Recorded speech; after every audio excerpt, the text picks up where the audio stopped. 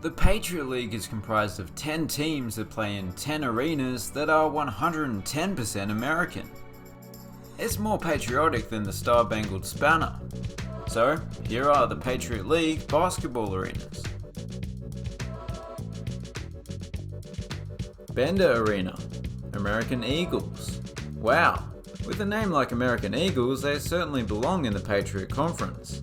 Even more so in a few years when they become the American Bald Eagles.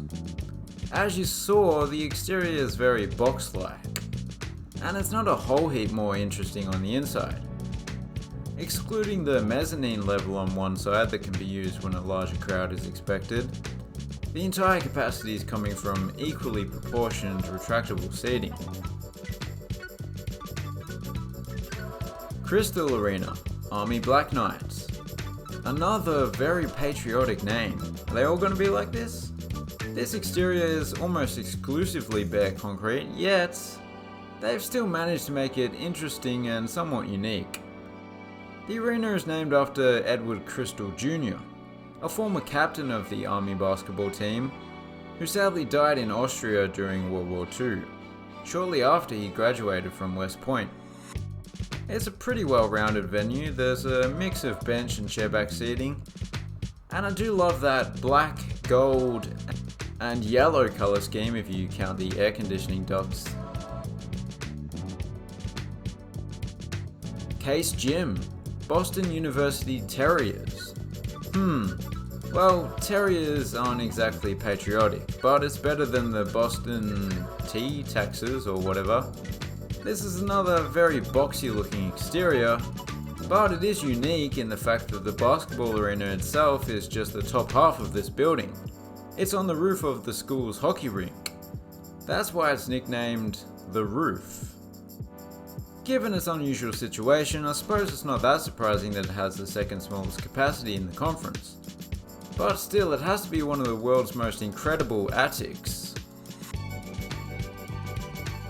Soika Pavilion, Bucknell Bison. Oh yeah, bison is singular and plural, isn't it? Just like moose, deer, sheep, and pug. Hang on. Pug. Pugs. Pug. Pugs. I gazed across a field of many pug. I was attacked by a pack of rabid pugs. Yeah, nah. I think it's pugs. Never mind. Having opened in 2003, this is the only arena in the conference to have been built in the 21st century, and that fact is quite apparent once you step inside. I mean, it's not particularly flashy, but it has a few modern features such as the curving corner seating, and the fact that all the seats are below the concourse, so you walk down to your seat rather than climb up. Cottrell Court, Colgate Raiders. In case you were wondering, yes, this school is actually named after the same Colgate as the toothpaste. They renamed what was Madison University to Colgate University due to the sheer amount of financial support that some members of the Colgate family were offering. It wasn't enough to stop this arena from having the smallest capacity in the conference, but I suppose they probably only require those 1,750 seats. I wonder if there are any plaques throughout the facility, or does Colgate remove plaque? Heart Center, Holy Cross Crusaders. The arena name sounds like some sort of medical facility, and the team name sounds like some sort of Christian paramilitary organization. But if you need someone to fit a pacemaker whilst offering suppressive fire as you run across a field, you will be disappointed. There's nothing but basketball and hockey facilities inside. However, I feel that most people weren't expecting any of that, so we're good.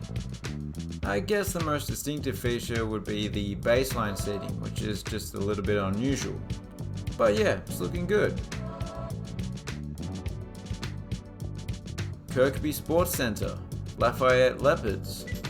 The school claims that this is the finest basketball facility in the country for a college of their size. That is a bold claim, but let's have a look inside before judging. I mean, it's nice enough. I like the leopard up there on the wall, and I'm glad they didn't opt for leopard print seating. They've also got a video scoreboard, which isn't a given in this conference, but I feel that unless they are the smallest college in the country, their lofty claim doesn't quite hold up. Stabler Arena, Lehigh Mountain Hawks. Before you ask, no, this is not the Bethlehem that baby Jesus was born in. That wouldn't even be possible. Columbus didn't invent America until hundreds of years later. This is another featureless box of an exterior. Inside though, there are plenty of features, such as a video board in two opposite corners, and on each side there is a fixed upper tier with a retractable lower tier. However, at one end they've kept the lower tier unretracted, and have set up some tables and stools. It's called the Stabler Baseline Club. Wrights Arena, Loyola Greyhounds. This arena was built into a chain of connected buildings, including some much older ones and some newer ones. There's even a Starbucks if that's your thing. I guess they had to make the most of what little room they had available. And presumably due to that lack of room, this is the first arena we've seen that has no baseline seating. There's certainly no shortage of baseline video boards though, 2 on each wall. 1 for every 500 spectators. Not bad at all. Alumni Hall, Navy Midshipmen. This arena is fittingly right by the water, so the students can take their frigates to the game rather than their cars. You know you can get self-driving ones now. Not only does the Navy have the biggest ships, but they also have the largest arena in the conference, which you can sort of tell just by looking at it. It's the only one we've seen that has a wraparound double-tiered seating bowl.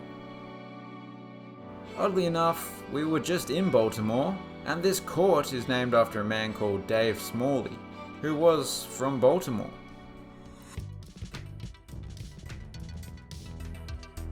So there you have it. As for my favourite, well, it might not have much in the way of character, but in terms of amenities, Alumni Hall does seem to be a cut above.